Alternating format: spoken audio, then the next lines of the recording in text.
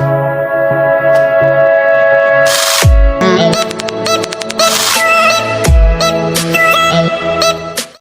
hello po mga kaswan, tuturuan ko po kayo kung paano maging CCTV ang ating mga mobile phone.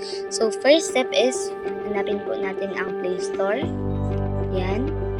Click the search para ma-search po natin and type nyo po ang CCTV camera recorded on mobile phone. Yan po ang ating isa-search. At pag nakita nyo po yung logo na ganyan, click nyo lamang po and install nyo po agad para makapagsimula na po tayo at naka-install na po ako niyan.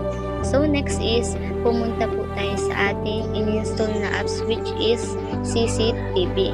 I-click lamang po natin yung apps na yon para makasimula. Once na yan po ang lumabas is click nyo lamang po ang get started at ang lalabas po ay apat na pagpipilian. So, ang i-click lang po natin is settings. Kailangan po ay naka-normal. And first is flash. So, dapat po yan is naka-no kasi malalaman nila na nagre-record tayo once naka-yes po yan. Next is camera, front or rear. Naka-rear ako kasi naka-back ako mag-record. Mas maganda din ang front para hindi malaman kasi naka-focus po ang screen natin. Next is screen lock.